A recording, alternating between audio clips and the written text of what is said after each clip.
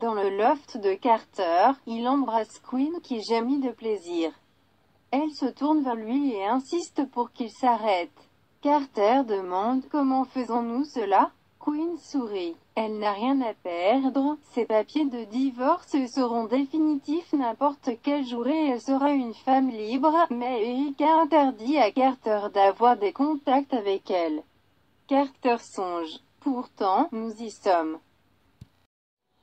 Chez Forrester, Ridge, Brooke et Eric parlent de la présence de Sheila au mariage. Ils ne peuvent pas croire qu'elle est de retour. Ils pensent qu'elle est hors de leur vie pour toujours. Ils basculent. Steffi est mariée au fils de Sheila Carter. Brooke dit qu'elle doit voir son fils. Ridge je pense que ça va aussi déchirer Steffi. Il veut s'assurer que Sheila ne gâche pas les choses pour Steffi et Finn. Ridge déclare qu'il verra à ce que Sheila n'ait pas sa place dans l'avenir de son petit-fils. Brooke prévient que si Sheila est la mère biologique de Finn, ça va être plus compliqué que ça. Ridge décide d'agir et compose son téléphone. Chez lui, Carter prend l'appel de Ridge sur haut-parleur. Il demande une ordonnance restrictive pour le maniaque qui s'est présenté à la réception de mariage de Steffi. Carter demande pour qui c'est. Ridge dit, chez le Carter, Quinn se couvre la bouche alors que ses yeux s'écarquillent sous le choc. Carter dit qu'il a besoin de plus d'informations. Ridge ne peut pas y entrer mais révèle que Sheila prétend être la mère biologique de Finn. Carter reste bouche bée, non. Eric dit qu'ils sont soucieux de protéger Steffi et Ai. Ils dépendent de lui. À la maison de la falaise, Steffi apporte du café à son nouveau mari et Ilka Noodle. Elle ronronne que leur mariage était si beau et parfait, tout comme lui. Leur réception, cependant, était une autre histoire. Elle informe Finn qu'ils doivent parler de Sheila.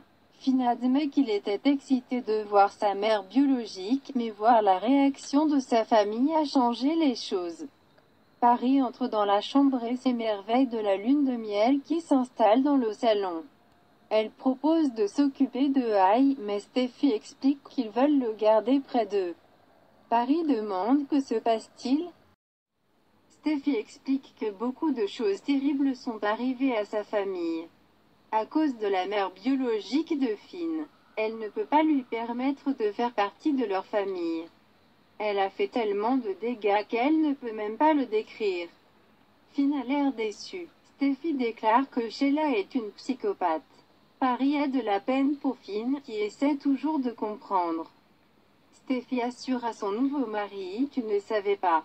Ils ne laisseront pas cela gâcher leur mariage.